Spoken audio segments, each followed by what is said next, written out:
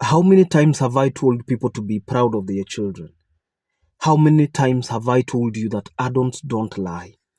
And if you have to lie, you don't lie about very pertinent issues. Issues like the number of children you have and the kind of job you do. Because unless you have low self-esteem, those things I'll not be repeating here time and time again. I have always told people that the beauty of life is having achievements and losses. And you see, sometimes you win, others you lose. And that is the beauty of life. Even in a match, you could be a supporter of Arsenal, Liverpool, Real Madrid, Chelsea, Manchester United, Manchester City, whatever team. This season you guys lose, the other season another team wins. But that one does not take away the fact that if you're a Chelsea diehard fan, you're a Chelsea diehard fan. Yes, you could be hating Arsenal here and there. But again, if Arsenal is playing against Liverpool, you could take the side of Liverpool so that what? So that at least the person you don't like, the team you don't like loses. And just because you are cheering Liverpool does not necessarily mean that you have shifted your loyalty from Chelsea. I'm just giving an example. Are we together? So what I'm saying here is most people have never fallen in love with themselves completely. That is why they feel that unless I lie about the number of children I have, unless I lie about the kind of job I have, unless I lie about the level of education and all that, unless I lie about where we live and where I come from, then people will not be able to accept me. And until you grow or outgrow that level, you're still suffering from low self-esteem. You don't have self-actualization. You have not come to understand who you are. Ladies and gentlemen, basic information as it is, you should never lie about the number of children that you have. Why are you lying about the number of children? You see, children are blessings. I've said that time and time again. Children are blessings. And you cannot wish away a blessing so that somebody will be dating you. Somebody has indicated on the show, I want somebody who has one child maximum.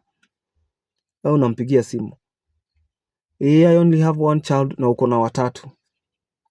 And then this man dates you, falls in love, and because that is what you wanted, he falls in love, so that you will tell him, yeah, I had forgotten that I have other two. But because tushapendana, wacha tuendelee. Nothing can be further from the truth. Unless that man is mad, unless that man is sick in the head, he is not going to accommodate you. Because what you did is trickery. It's a trickster narrative. You're trying to trick somebody into falling in love so that that person falls in love, and once they fall in love, you now manipulate them. Let us learn to be honest. And one thing I like to teach men is sometimes to take your losses with pride. Because you're sure you might lose today and tomorrow you're going to win. And I'm speaking about men, I'm speaking about both genders, irrespective of whether you're man or woman, gender notwithstanding. Own your mistakes, and children are not some of those mistakes. A child is not a mistake. Unajua hakuna mtoto ati unameza na glasi ya maji. Everyone knows the process. So, as this sema ati mtoto wa bahati mbaya. What does the Bible say in the book of Jeremiah chapter 29 and verse 1? For I alone, says the Lord, know the plans that I have for you. Plans of good and not of evil, to give you a future and a hope. So hopes and futures belong to God. Who gives them? The Maker. So you cannot give birth to a child and start telling us huyu ni mtoto wa bahati mbaya. Haka ndio mikosi yangu ilianza.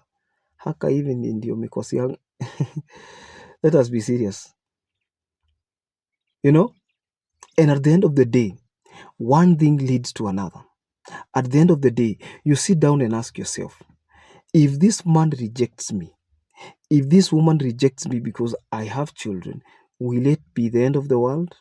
No. Most people who have fallen in love know that the very first heartbreak they had was the last.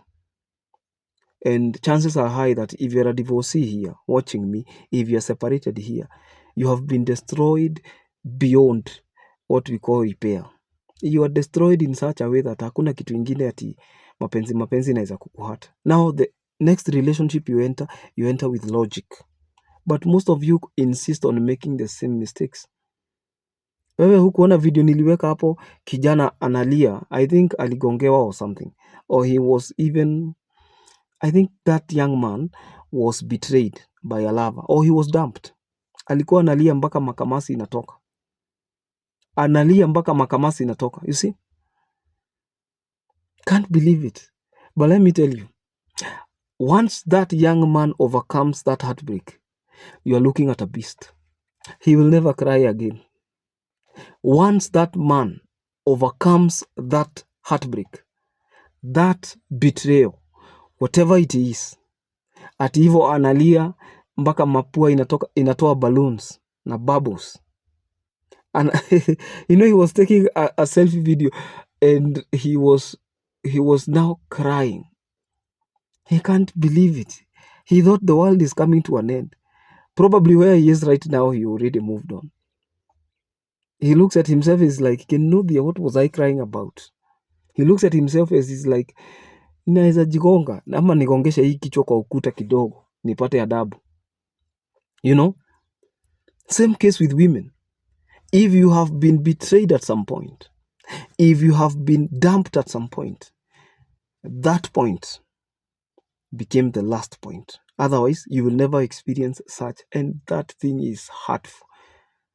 Ask people who have been hurt in the past. They cry every day. They cry.